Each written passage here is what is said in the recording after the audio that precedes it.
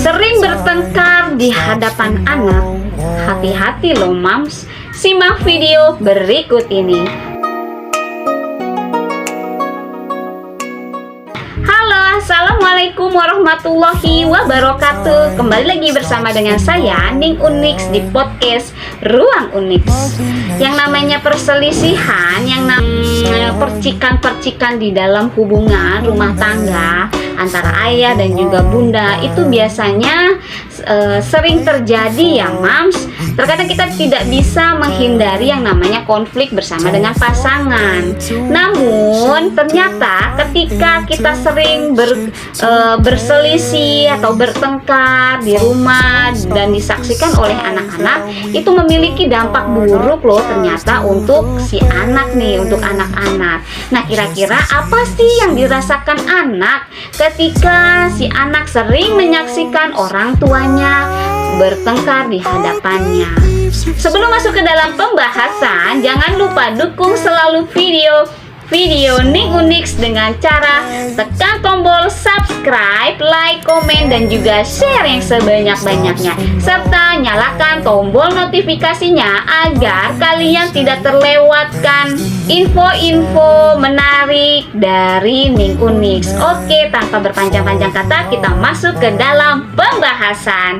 5 hal yang dirasakan anak ketika sering melihat ayah bundanya bertengkar.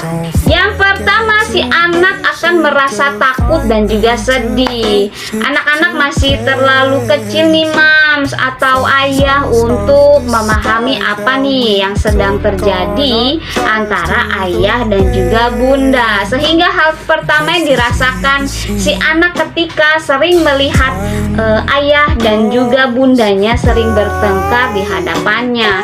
Terlebih-lebih jika pertengkaran tersebut itu diwarnai dengan tangisan, teriakan, apalagi sampai menyaksikan yang namanya pemukulan ya.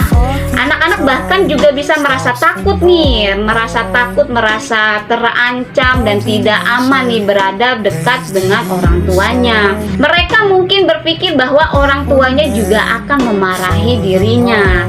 Nah, jika hal ini berlangsung terus-menerus, anak menyaksikan perselisihan antara kedua orang tuanya, apalagi sampai menyaksikan yang namanya terjadinya kekerasan atau pemukulan.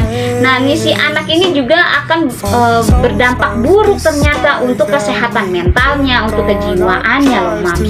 Itu sangat luar biasa ternyata dampaknya untuk kemudian hari. Yang kedua, si anak mungkin akan menyalahkan dirinya sendiri. Hal ini sering nih terlewati dan tanpa disadari oleh orang dewasa nih, oleh orang tuanya. Kebanyakan orang tua itu hanya berpikir bahwa pertengkaran itu terjadi antara si ayah dan juga si bunda, hanya orang tua ini, tanpa berpikir bahwa ternyata si anak ini ketika dia sering melihat orang tuanya bertengkar, si anak ini berpotensi besar juga akan menyalahkan dirinya, akan merasa menyalahkan dirinya, menganggap bahwa pertengkaran yang terjadi antara orang tuanya yang berlangsung terus-menerus itu adalah akibat atau karena dirinya. Nah, jika hal itu terjadi terus-menerus, anak akan merasa tidak percaya diri, menjadi tertutup, dan merasa dirinya itu tidak berharga. Itu dampak yang sangat buruk untuk kesehatan jiwanis. Yang ketiga akan membuat sang buah hati, anak kita, merasa berkecil hati, apalagi ketika dia melihat orang tua dari teman-temannya yang hidup dengan harmonis nih mams. Anak-anak yang memiliki usia lebih besar ini mulai bisa nih mengamati, mulai bisa melihat dan memperhatikan serta membandingkan loh mams. Anak-anak pun mulai bisa nih membandingkan apa yang dialami oleh dirinya dan apa yang dialami oleh keluarga dari teman-temannya. Hal ini yang sebenarnya sedang dirasakan oleh anak-anak saat melihat orang tuanya yang sering bertengkar. Jadi si anak ini kok merasa kenapa kenapa dengan keluarga saya selalu bertengkar, sedangkan keluarga teman-teman aku tuh selalu harmonis, keluarganya bahagia, rukun-rukun. Nah, anak-anak ini mulai merasa berkecil hati dengan keadaan keluarganya nih, Mams. Apalagi dia merasa keluarganya itu tidak harmonis, selalu diwarnai dengan pertengkaran. Nah, hal ini juga bisa berdampak buruk pada sikapnya yang berubah nih menjadi pemurung, tidak percaya diri, dan sikap-sikap yang tidak baik lainnya ya. Dia apalagi nih biasanya dia minder nih jika berada di dekat teman-temannya. Lalu yang keempat terkadang anak ini terpicu atau terpikirkan untuk ingin kabur dari rumah nih, Mams. Mungkin Anda tidak pernah membayangkan ya bahwa anak Anda akan kabur atau berpikir untuk kabur hanya karena pertengkaran ayah dan juga bundanya. Namun hal ini bisa saja terjadi, terlebih jika pertengkaran itu terjadi setiap hari dan disaksikan oleh anak-anak. Bahkan jika anak-anak tidak memiliki niat untuk melarikan diri dari rumah, mereka mungkin akan lebih banyak menghabiskan waktu di tempat lain, semisalnya lebih senang berlama-lama di rumah temannya, atau dia mencari tempat permainan di luar, misalnya di tempat rental PlayStation atau di tempat-tempat lain. Bahkan juga bisa dia lebih senang di sekolah ya, karena dia merasa mendapatkan ketenangan dan kedamaian selain di dalam rumah. Nah, hal itu harus diperhatikan nih oleh ayah bunda. Lalu yang kelima itu bisa membuat si anak itu bingung. Nah, anak-anak akan merasa bingung kepada siapa nih mereka akan berlindung. Terlebih-lebih ketika misalnya orang tuanya nih, si ayah bunda itu sampai mengambil sikap untuk berpisah ya, untuk bercerai. Nah, si anak ini akan merasa bingung kepada siapa dia harus berlindung, kepada siapa dia harus tinggal. Nah, anak-anak juga akan merasa bingung dan tidak tahu apa yang harus dilakukan dan bagaimana seharusnya bereaksi ketika melihat orang tuanya nih, kedua orang tuanya bertengkar.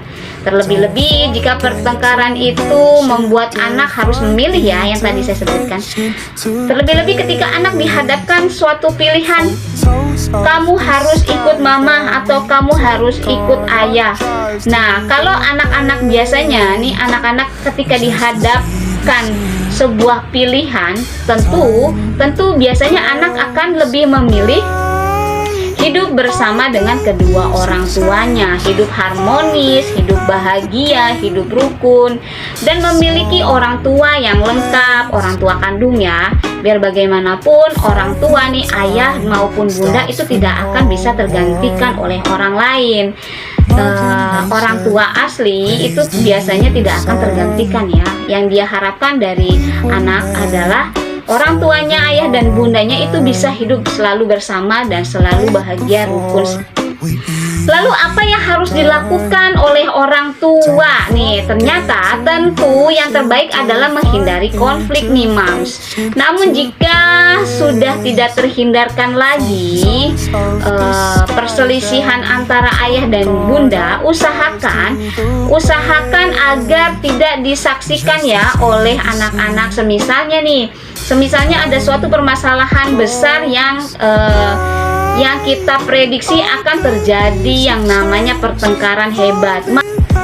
Usahakan kita untuk menyingkirkan terlebih dahulu anak-anak nih. Misalnya kita titipkan anak-anak kita kepada neneknya atau kepada kakek neneknya, kepada saudara-saudara, agar anak tidak menyaksikan perselisihan dan pertengkaran yang dilakukan oleh ayah dan bundanya. Namun seandainya ketika anak terlanjur melihat pertengkaran tersebut, segera ambillah tindakan. Misalnya ayah dan juga bunda itu mendekati si anak lalu meminta maaf jika pertengkaran ayah dan bunda itu melukai hati perasaan anak-anak, dan sampaikan juga nih kepada si anak bahwa perselisihan dan pertengkaran antara ayah dan bunda ini bukan karena ayah dan bunda saling membenci satu dengan yang lain. Sampaikan bahwa perselisihan tersebut itu adalah hal wajar dan dapat terjadi dimanapun dan oleh siapapun. Namun yang harus digarisbawahi ya Mams dan juga sebisa mungkin untuk berusaha menahan emosi, apalagi ketika ada anak-anak di dalam rumah. Pilihlah waktu-waktu yang tepat untuk menyelesaikan perselisihan. Kalau bisa selesaikan permasalahan yang terjadi, apapun permasalahannya, selesaikan dengan cara berkomunikasi dan gunakanlah kata-kata yang baik, sehingga anak-anak tidak akan merasa sedih, tidak akan merasa cemas, tidak akan khawatir, apalagi sampai berdampak buruk bagi kesehatan mental dan juga kejiwaannya.